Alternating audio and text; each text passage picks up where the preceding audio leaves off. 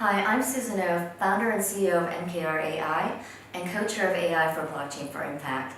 I'm sitting here with Kate Rhodes, who is founder of KRC, a regulatory and political advocate. Thank you. Thank you for your questions today. Not at all, my pleasure. Now tell me, where in the world do you see the most progress and activity in coming up with a regulatory framework? Well, I'm not sure if I'd call it progress, but many governments are developing their policies and thinking on blockchain and digital assets. We're seeing a lot of activity at a global level, certainly in my jurisdiction and in Europe, US, Asia, etc. Some governments are consulting, some governments are just going ahead and writing the legislation anyway. It's normal for governments to consult in order to ensure that they get regulation that is fit for purpose. You wouldn't write legislation without thinking about the industry you're legislating, which is why it's really critical for industry to respond to these government consultations while they're being written. Well, where on the map does that put us and what timelines are we looking at? Well, that's a great question. In the UK, consultations are being issued in Q1 and Q2 next year, for example. Once industry has responded to government, UK government will go away, or the regulator, if it's the FCA that's issued the consultation, do their thinking and come back with a type of regulatory framework that they then may consult upon again.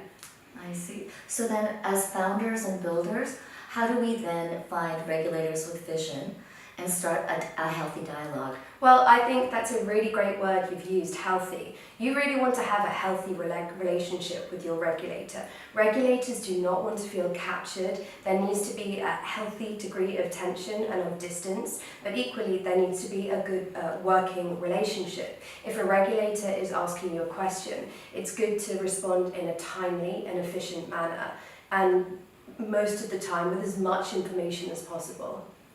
You mentioned some activities in the UK, as well as other active centers around the world. Where can we pull the best lessons on how to go forward, or what might be happening in the rest of the world? Well, I think Malta is a very interesting case in question. They were one of the first countries to come out with legislation in relation to blockchain and digital assets. I feel that it was slightly rushed. And what they did was they took the online gaming legislative framework and in a way shoehorned it into blockchain and digital assets. I personally am not sure whether that's the most sensible way to go about regulating this very exciting industry. These are the futurists of finance. It's one of the most exciting elements and aspects of tech right now. I mean, you work in it too. But ultimately, I look at blockchain and digital assets and I see a lot of similarities with financial services regulation, with payments regulation. So I think a combination of that with as I said, a touch of magic in the mix is probably the best, is looking to be the best way forward. We have multiple issues relating to KYC, AML. A lot of the concerns of the central banks and government authorities are about KYC and AML. So again, looking at the legislative frameworks in financial services legislation, looking at the way commodities are regulated, etc., I think is a really great starting point. Great.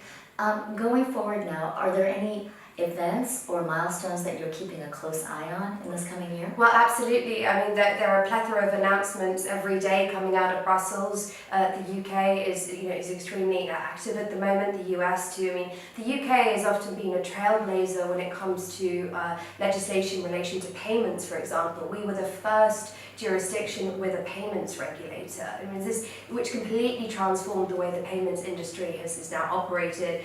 That compounded with the Payment Services Directive, PSD2, which really blew open banking systems, allowing third-party payment providers access to information they were previously not allowed access to, has really transformed and disrupted the payments industry.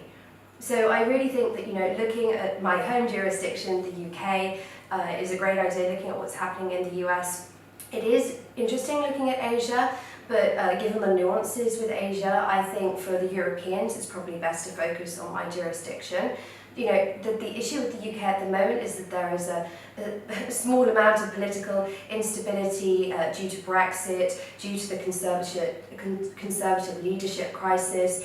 So decisions are hard to push through. However, blockchain and digital assets is a type of industry that doesn't necessarily depend on Brexit, for example. This is a borderless industry, thank goodness.